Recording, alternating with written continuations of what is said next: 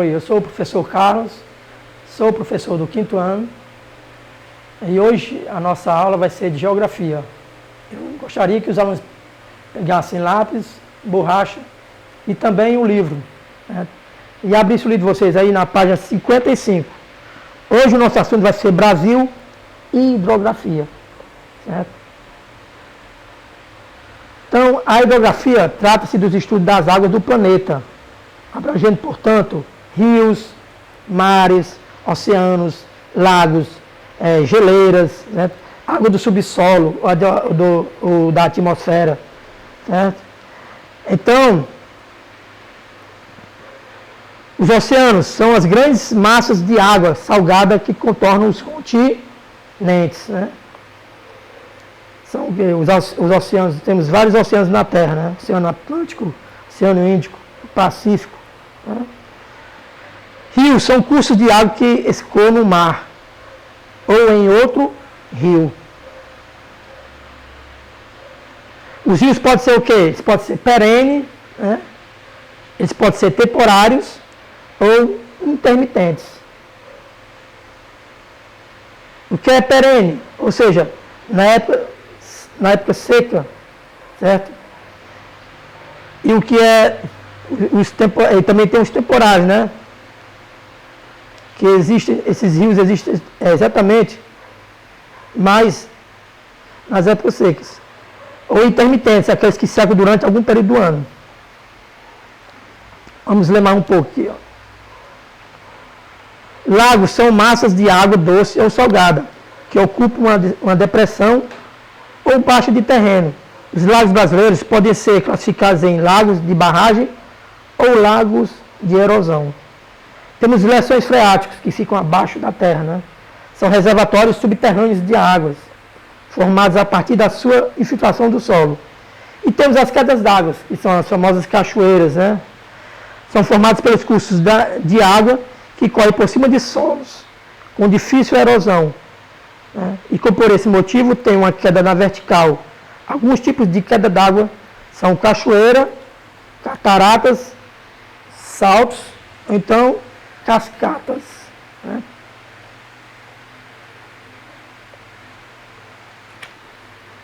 Então, a rede hidrográfica do Brasil, né?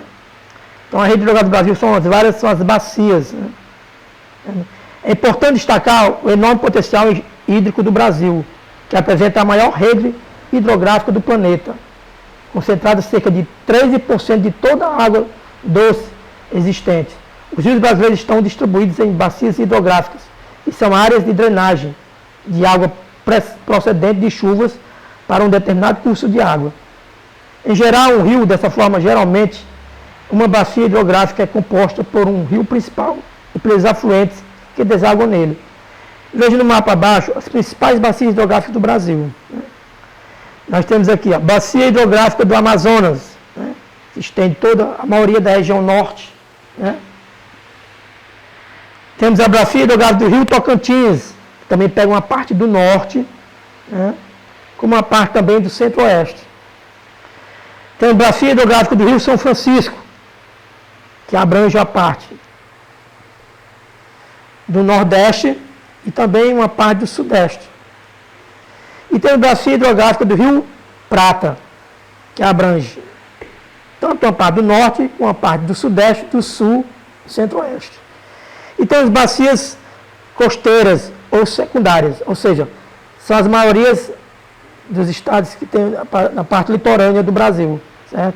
Que elas abrangem aí a parte do norte, da região nordeste, da região sudeste, da região sul. Essas são as bacias. Por exemplo, o Ceará.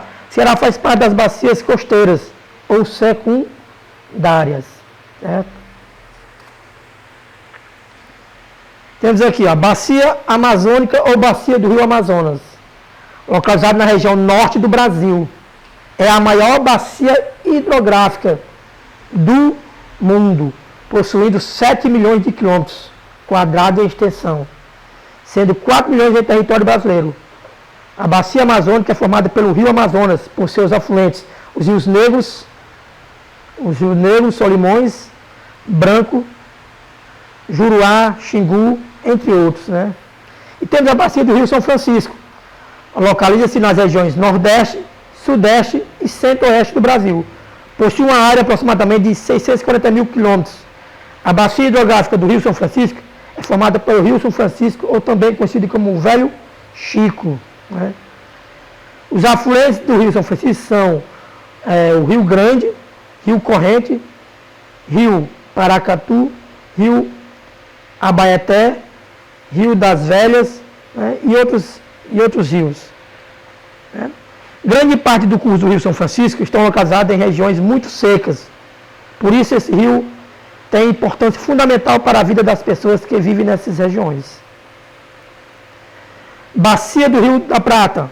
Localiza-se em 4 diferentes países. Certo? Paraguai, Argentina, Bolívia e Brasil. Nos estados de Mato Grosso e Mato Grosso do Sul. Possui uma área de 1.397.905 km², sendo a segunda maior bacia hidrográfica do planeta. Então, nós temos o quê? A maior bacia, né, é do Amazonas, que é a maior bacia do mundo, né? E temos também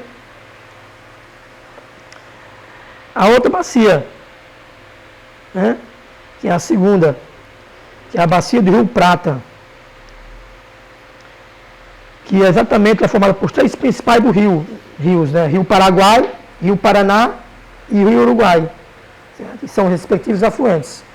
Temos a bacia do Rio Tocantins, localizada nas regiões central e norte do Brasil, entre os estados de Tocantins, de Goiás, do Pará e do Mato Grosso do Sul. Ele ocupa uma área de 967 mil km². A bacia do Rio Tocantins é formada pelos rios Araguaia e por seus afluentes. Né? E temos as bacias costeiras ou secundárias. As bacias costeiras secundárias são aquelas formadas pelos rios que são ao longo do litoral brasileiro, que desaguam no Oceano Atlântico. Em geral são rios de média e pequena extensão, né?